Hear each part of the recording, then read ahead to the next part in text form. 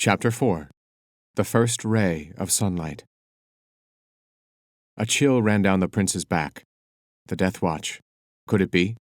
Obviously, it was a ploy, a gamble by one of his siblings, either to frame another of the children or to remove him from the capital and prevent him from receiving his inheritance. But which of his siblings would make such a bold move?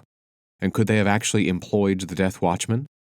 It would be a risky move, something that could be traced back to them eventually. The Watchmen cared little about revealing their motives, and they, like all creatures of blood magic, were bound to the children and the Empress. Had they truly intended to kill him? No, that couldn't be. Take him off the board, remove him for some political purpose, that was all that they must have intended. To kill one of the children? That was an impossibility. These exiled, they were lying to sow the seeds of doubt in his mind.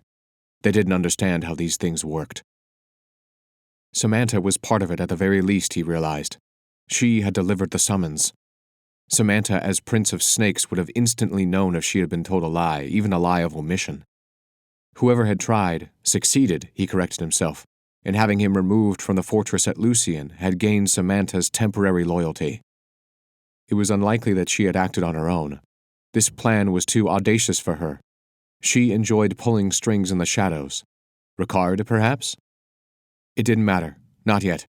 What did matter was returning to the fortress to deal with it. The children were forbidden from killing one another, and if Mother found out, she would be very angry. A spasm of fear flashed through the prince's mind as he thought of what she might do. "Release me," he said abruptly, "and I will allow you to leave the Empire unmolested." The words pained him, but necessity required that he return to the fortress as soon as possible, and he couldn't do that with 2 exiles in tow. "No," Tamaz responded promptly. For a moment the prince was struck dumb by the man's flat-out refusal. "I am the Prince of Ravens, Exile," he said, gathering his wits. "The entire Empire will be looking for me. They will find me, and you will die slowly and in excruciating pain for holding me. Release me, and I will conveniently forget you. You are lucky I am even offering this once. I warn you, do not refuse me again." The exiled girl gave him a strange look, but neither of them spoke. "What?" he snapped at her. "You almost made me believe you," she said. She and Tomaz exchanged a glance, and then she shrugged, turned, and began to tear a blanket into strips with her dagger. Seeing this, the prince realized that he might not actually be in control of the situation. "What are you doing?" he asked, his voice controlled but his mind shaking. "Binding you." Partly out of anger and partly out of fear, the prince lost control of himself. "Enough!" he roared, his voice cracking out like a whip, using what he'd learned watching Ricard marshal his troops. "You will release me and you will go. You will be grateful that I am offering you this mercy, and you will forever remember the glory of the Empire on which you have turned your backs." The girl jumped back from the blanket and stood staring at him with wide eyes. For an instant the prince thought he had won as she sheathed her dagger. She took a step forward, her eyes locked on his, her mouth slack. Triumph surged through him. But having focused all of his attention on her, he completely forgot about the big man holding him, and the next thing he knew, he had been lifted into the air, turned upside down, and dunked headfirst into a barrel of salty brine set next to the table. The water burned as it rushed up his nose and filled his mouth, choking him. For a brief second he fully believed that the big man meant to drown him, but just as the thought crossed his mind, he was hoisted back up into the air, sputtering and coughing. "He's just a boy," he heard the man say. "Even if he is the son of the Empress.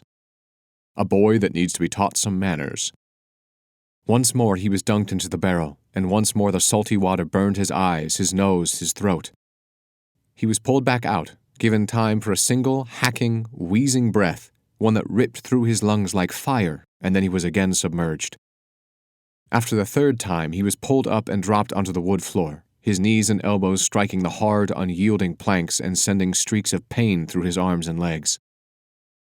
As his head cleared and his ears drained, he heard laughter and saw through teary eyes the girl doubled over, arms wrapped around her stomach.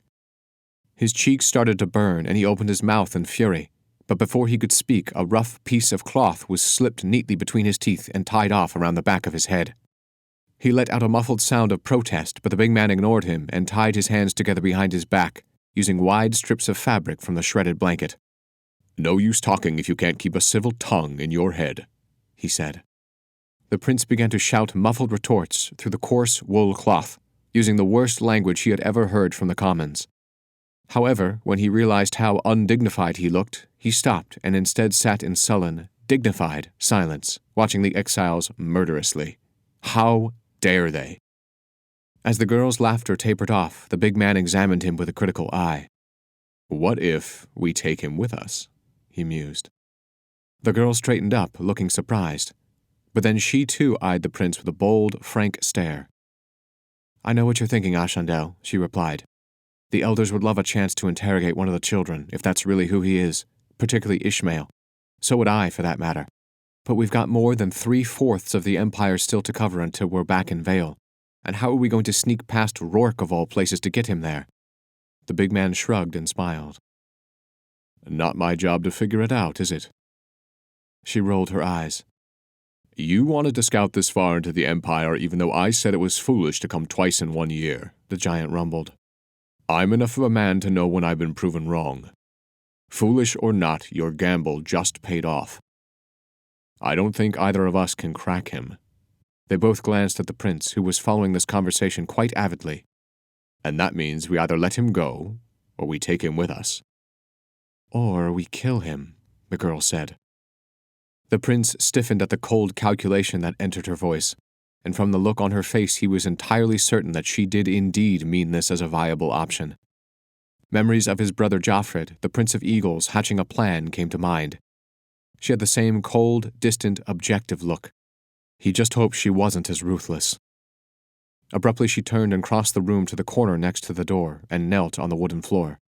She pried up a loose board, heavily warped by time and weather, from under which she pulled a number of items, chief amongst them a large roll of parchment and 2 travel-sized paperweights.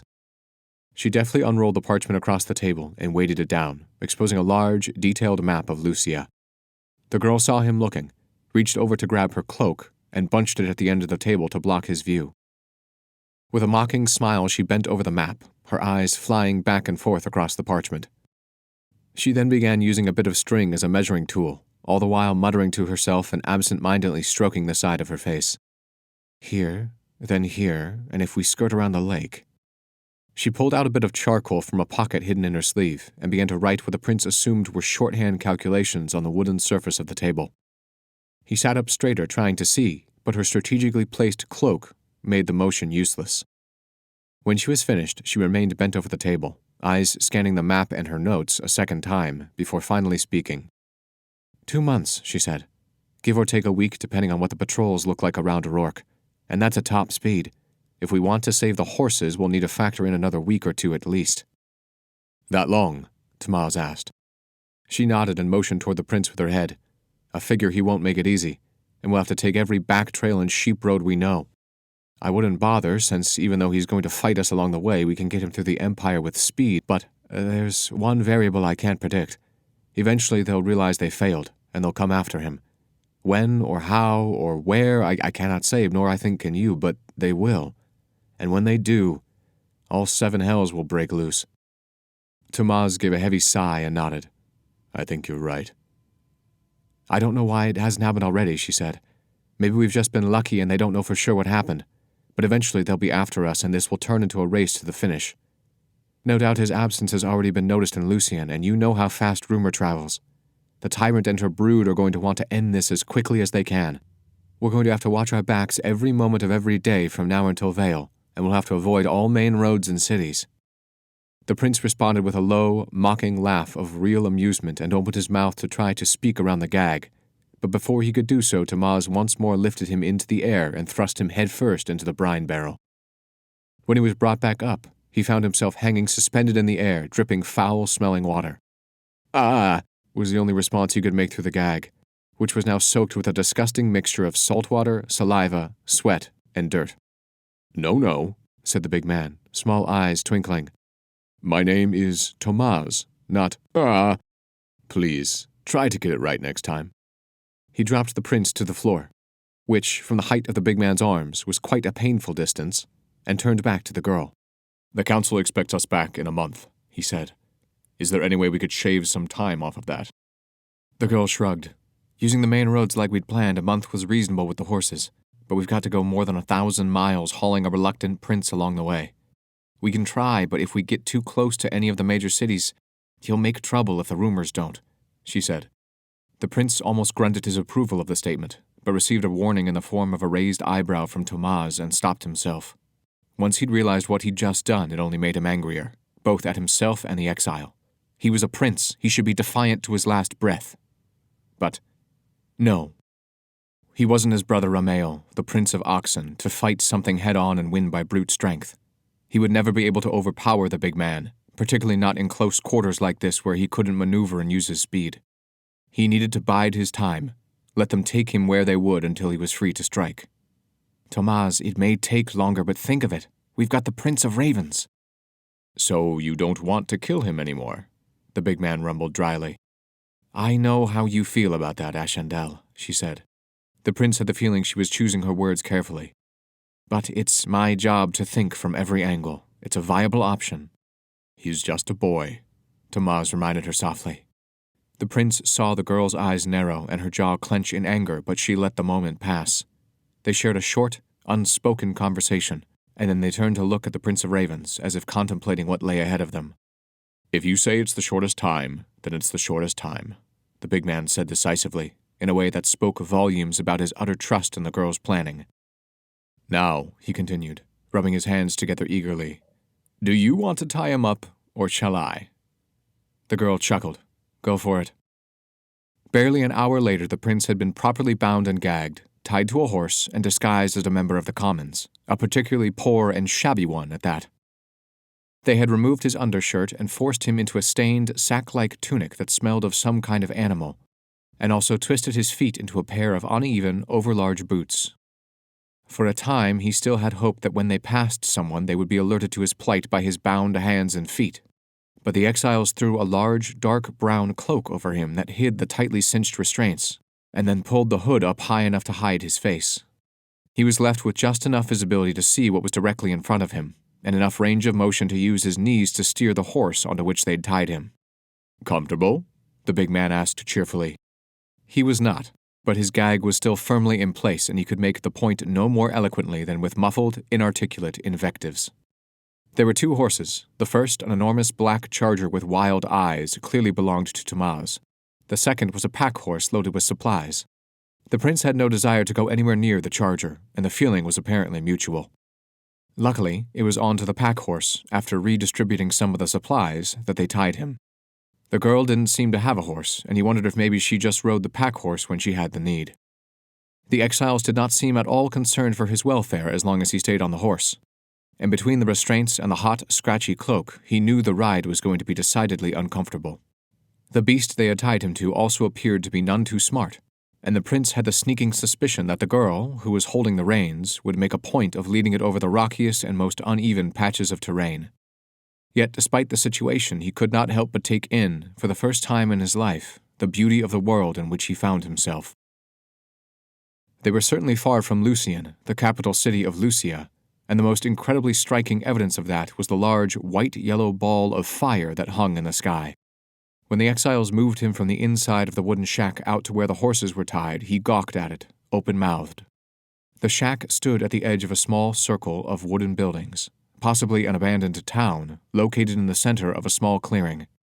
The clearing was surrounded by plants as tall as buildings, plants that could only be trees, which he'd seen in memories of other men but had never truly considered real.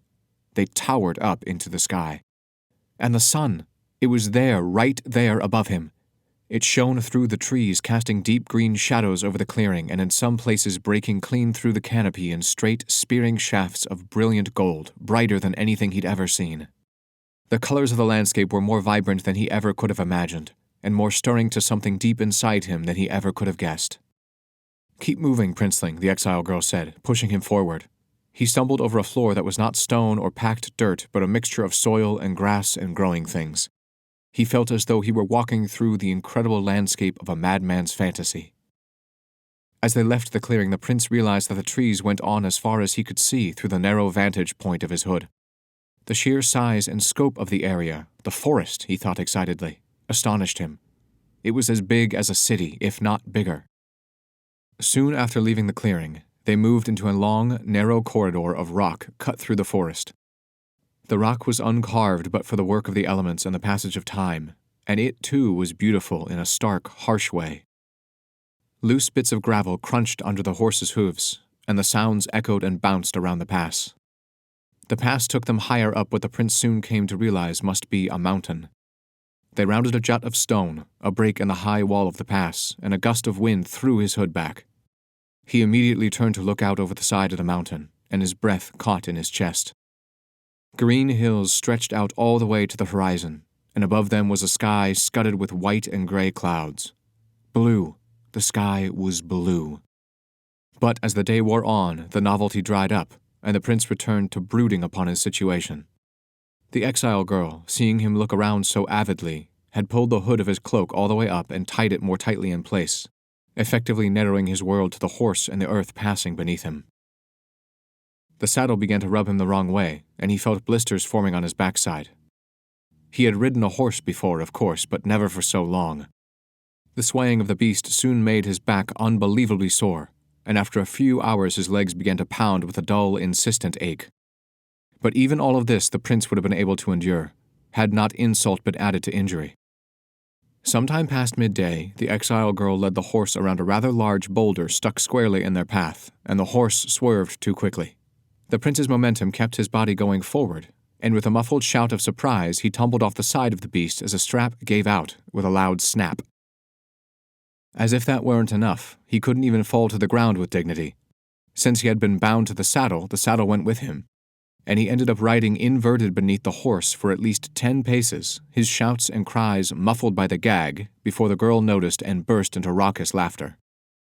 Finally, Thomas, also chuckling, came back and righted him. They stopped when the sun set, and the prince was untied from the saddle and deposited under an overhanging outcrop of rock. He threw his head back with a jerk, and the hood fell off to reveal that they were at the bottom of a ravine filled with trees and spiny, purple-flowered bushes. The big man came over and, after allowing the prince to relieve himself, tied him to a scraggly tree growing through the cracks in the rocks with just enough slack to lie down. The prince ached as he had never ached before. His head was pounding from lack of food and water, and his mouth tasted awful from the disgusting cloth gag. His back was on fire, and his legs felt as though they'd taken on the shape of the saddle. Nevertheless, he sat up straight and pretended he was unfazed. He knew the exiles knew he was pretending, but he pretended right back that they didn't. He was a prince, no matter if he had been tied to a horse all day and led through a forest and helplessly tied to a tree for the night. Yes, he reminded himself forcefully, in spite of all that, he was still a prince. Dinner was simple. The exiles produced bread and cheese from their packs and water from somewhere the prince couldn't discern, and Thomas ate the remainder of the huge leg of meat he'd been cooking that morning, breaking open the bone when he finished in order to get to the marrow. A small fire was made, carefully sheltered from the biting wind that stung the prince with cold as it whistled through the ravine. He huddled against his tree, a tree, under the rock outcropping, still trying to be a prince as best he could. The two exiles talked softly to one another, in large part ignoring the prince aside from occasional glances to check he wasn't making trouble. The prince repaid them in kind, keeping to himself. He began to make a list of all he had learned about them, hoping he'd find something of use. Thomas. Big, tall, wide, strong. Beard, perhaps good to grab hold of in a fight. The prince's eyes flicked to the great sword that was now slung across the man's back. That was the biggest problem. If it came to a fight, the prince would need to close distance, strike fast, and then get away quickly before the giant could use it. What about the girl? No name yet. The giant just used that strange title, Eshen Dai, when he addressed her. Shorter than Thomas, but about the same height as the prince. Lithe, spry, unlike the mountain of a man she sat next to. Her movements were sharp, quick, and deliberate, even when just tying down a saddle. In a fight, he would be stronger, but she might be faster. They'd be evenly matched if she had training. He'd need to keep her at a distance if he fought her, and only close when he was sure of a strike. And then he reached out through his talisman and felt their lives. It was harder to do with baseborn. The children and the Empress left deep impressions on the world, and when they were near it was easy to sense the essence of their lives, as easy as it was for any man or woman to feel the heat of a burning flame. But ordinary people were more difficult. The prince could always sense them, could always feel their lives pressing against him everywhere he went, but to truly reach out and grasp them took concentration. He reached out first to Thomas. The impressions that came through the talisman were never coherent thoughts, but more akin to jumbled sensory perceptions. So when he delved into Thomas, flashes of red crossed his vision, and then a litany of sensations. The sound of steel ringing together, determination and a profound, serene patience. A percussive, insistent beat, smells of mint and lavender, the feel of rough leather. He pulled back and let the impressions go. He moved to the girl. Swirls of green and silver light, the sound of steel cutting silk, the silent second after a symphony ends, the smell of newly trodden dust mixed with fresh honey, old pain, grim laughter, a quiet, secret sense of wonder. He pulled back again, centering himself in his own mind.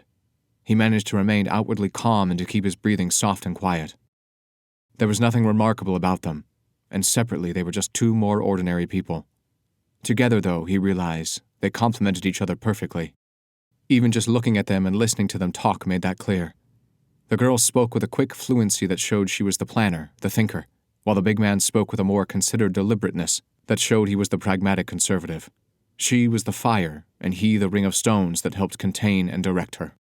And one fact had become increasingly clear to him during the day's journey.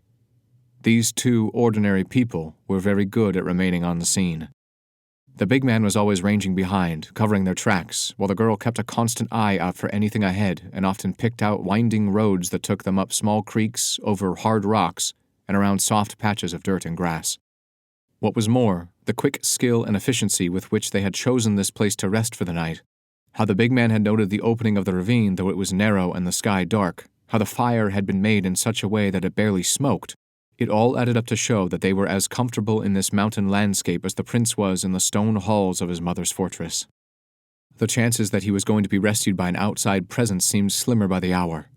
He tried to think up plans of his own, but each one met with problems, once again because of the way the exiles fit together.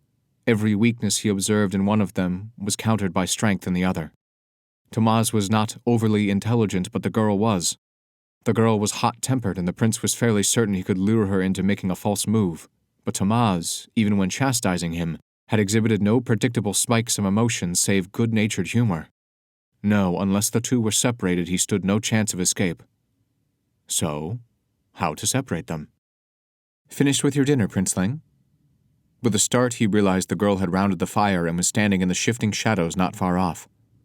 "Don't call me that," he said. Her eyes narrowed. "Well, what should I call you, then?" "I have no name," he responded with proud defiance. While at the Empress's court and the fortress this was a sign of dishonor, here among those who refused to live by her laws, he felt a glow of pride knowing that he was still loyal to her word. "You have no name," the girl repeated, tasting the words. "Well, that's quite interesting and everything, but it's time to sleep." She pulled the gag out of her pocket. "Do you really insist on gagging me in my sleep?" he asked in exasperation. "What do you think I'm going to do? Sleep cry for help?" The girl didn't listen to him, but grabbed a hank of his hair, yanked his head back, and forced the gag into his mouth. But as she turned away, she paused. She turned back. "I'll make a deal with you," she said. Her eyes were glowing strangely, and a smile played at the corner of her mouth. "I'll take the gag off, and keep it off, if you answer one question." The prince tensed. Was she trying to bribe him? Were the attempts to get information out of him already beginning? All the same, what could it hurt to hear what she had to say? The question might be something that would tell him what she thought important. And what was the worst she would do if he refused? She'd probably just gag him again. "I untie the gag," she repeated, "and keep it off if you answer just one question." He thought it over for a moment, chewing on the salty, dirty, wet piece of cloth, and finally nodded. The girl walked over and undid the knot. "What's your name?" The prince, mouth open, snapped his jaws together so quickly that it hurt. He glared at her. She said with a smile. "Told you he wouldn't make one up, Thomas. He's too proud for that. Don't know why someone would be proud of having their name taken from them, but then again I'm just an exile. Pay up, Ashendel." The big man grunted, and a small coin arched through the air into the girl's hand. The prince's temper got the better of him. "I have no name," he said defiantly. "I have no name because the Empress herself, guardian of the Diamond Throne, heir of Ferron Isdiel from across the ocean, chose to take it from me. I am a subject of the Empress, and until the time comes when she chooses to restore my name, I wear my unidentity with pride. I have committed sins against the Empire, and once I have atoned for them, I will be restored to my rightful place. Glory to the Empress. Glory to the Diamond Throne on which she sits. Glory to the legacy of her empire and her will." He normally wouldn't have added the 3 affirmations. They were an extravagance used mostly by defenders of the realm, the most zealous members of the Empire's armed forces. But in that moment, it felt good to reaffirm his loyalty in the presence of these outlaws. If he had expected the exiles to cower, however, he was gravely disappointed.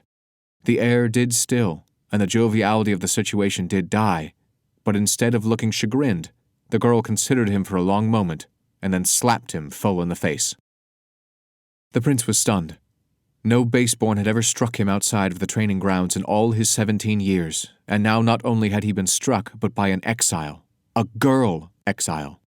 "You want to know what the glory of the Empress is?" she asked. "Because I can tell you the glory of your Empress." A big hand laid itself on her shoulder, and she was gently pulled back. Somehow Tamaz had crossed their little campsite without making any noise. "This is neither the time nor the place, Eshendai," he said. The girl shot one last burning look at him and then turned on her heel and stalked off, up the ravine and into the tree line. The giant remained and knelt in front of him.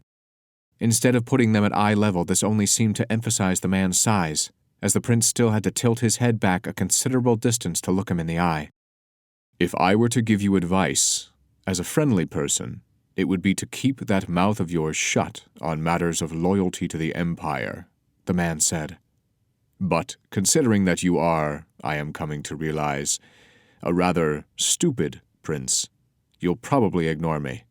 So I shall convey myself in terms more likely to be fully understood." The prince realized then that the big man was playing idly with a thick piece of wood that seemed to have fallen off a nearby tree. A branch. That is, when Tamaz held it in his huge fist, it looked like a branch. Yet it was as big around as the prince's leg, and perhaps would have been more properly called a small log. "I am committed to bringing you back to my people. For personal reasons having to do with trouble my conscience tends to give me, I would like to do so without harming you. However," he held the branch up in front of the prince's eyes, "that girl is the closest thing to me in this world." With a muffled crack, the wood snapped right down the middle as Tamaz closed his fist. There was a series of dull pops as his knuckles cracked, adding their own support to the statement. "And I care about her well-being much more than I care about yours." The fist opened, and the remnants of the branch fell to the ground. The giant brushed off his hands and leaned in closer, so close that the prince almost gagged on the overwhelmingly masculine musk that rolled off of him in waves. "You are coming with us. The only choice you have is whether you arrive whole or in pieces. It is up to you." The big man shoved the gag into the prince's mouth, tied it off, and rose abruptly. "Sleep well," he said. His customary cheerful smile returned. He walked over to his place by the fire as if nothing had happened and began to eat again. The prince, limbs shaking ever so slightly, turned jerkily over and tried to find sleep, though one thought did cross his mind. So he does get angry. The next morning, the prince was awoken by a kick in the groin. "Ah! Oh, shadows and fire!" A pair of hands quickly covered his mouth to cut off the sounds of pain he was making, audible even through the gag. Spots were dancing in front of his eyes, and he felt a sick and queasy feeling start in his toes and rise through his stomach to his throat. "You know what's funny?" said the girl. "I was actually aiming for your leg, but you rolled over. Wasn't even my fault." He whipped his head around and glared at her, letting out a growl as an added sign of his disapproval. The look slid right off of her, and she smiled, a quick, sideways quirk of her lips. "Guess our senses of humor aren't compatible. Pity." She walked around the tree and undid the ropes tying him down. After a quick breakfast, after which he was allowed to relieve himself again, the prince was tied back on the horse, and they began the second day of their journey. This day was even worse. The prince, who had never slept outside his private chambers in the fortress, much less on the stony floor of a ravine in the mountains, could barely summon the energy to stay awake. Twice more during the course of the morning he fell off the side of the animal because he had fallen asleep and the beast had decided to make a sharp turn or rear up.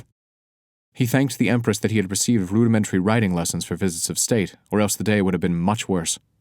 Still, he was not accustomed to being tied hand and foot, and as the sun rose and heated the day, the restraints dug into his skin at ankles and wrists, chafing back and forth with the movement of the horse.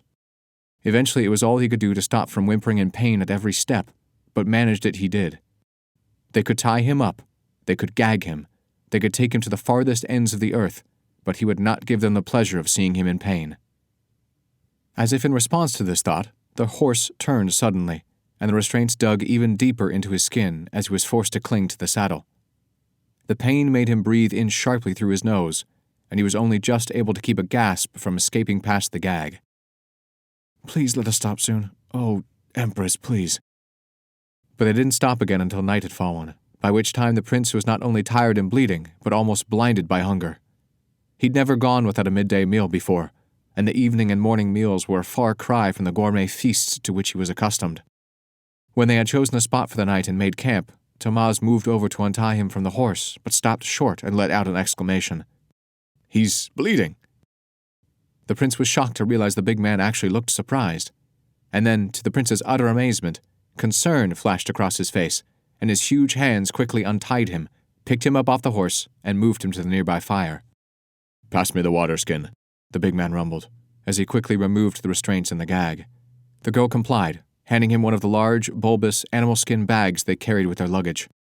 She was watching Thomas with the same look of surprise that the prince felt. "What are you doing, Thomas?" the girl asked. "You bound him too tightly this morning," the big man replied. "The bonds cut into his wrists and ankles. If we don't clean them, they'll become infected." "So?" Thomas paused, and then slowly looked at her with a surprisingly sharp expression of disapproval that stunned the prince and shocked the girl into silence. Thomas then turned back and dipped a piece of cloth into the pot of heating water and lathered it with a small cake of what the prince thought might be a kind of rustic animal fat soap. He dropped the cloth back into the pot, waited for the water to finish boiling, and then re-lathered the cloth and used it to carefully clean the lacerations. The prince wasn't sure who was more amazed, the girl or himself. He tried several times to think of something to say, but the situation was so bizarre that he found himself speechless.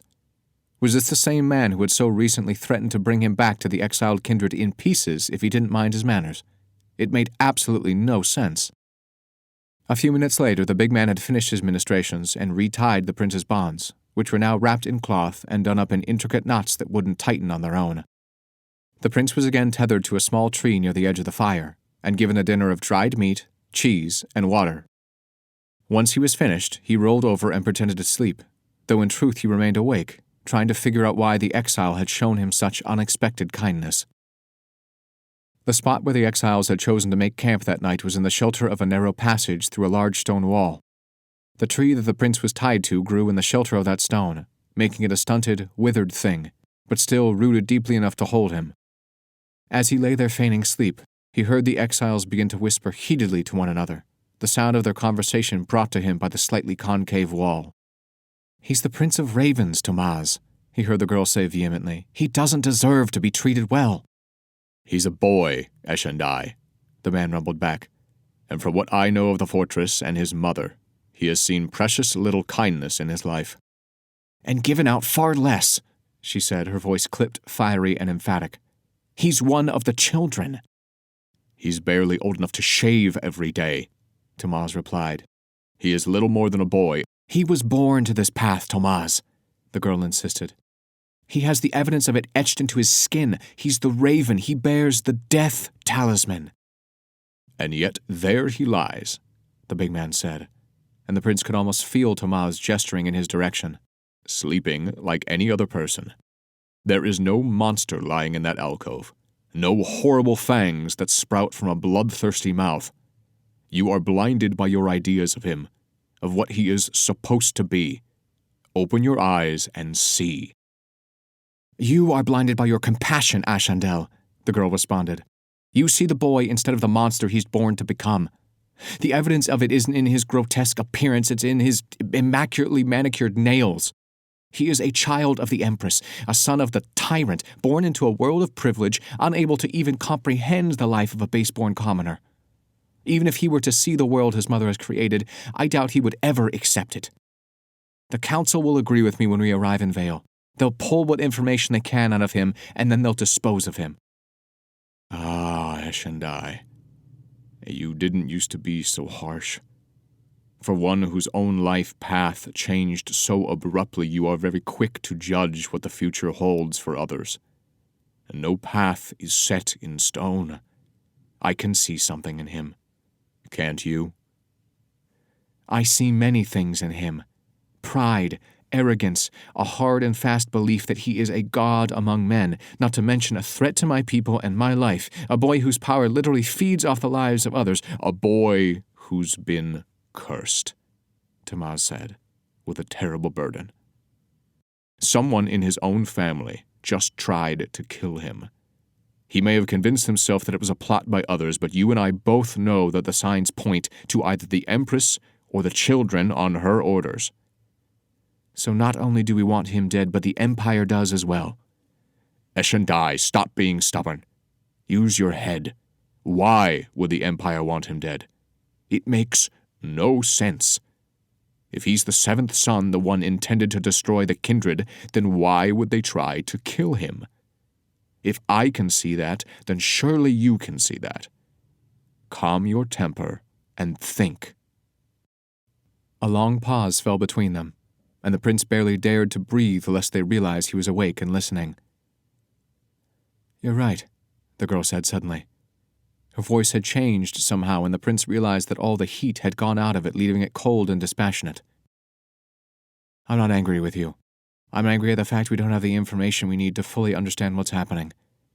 Every instinct in me is telling me to kill him now while he sleeps, or else to wait until we get him back to the council and then arrange his death once they've finished with him, But if the Empire wants him dead," Tamaz finished for her, "shouldn't we want him alive?"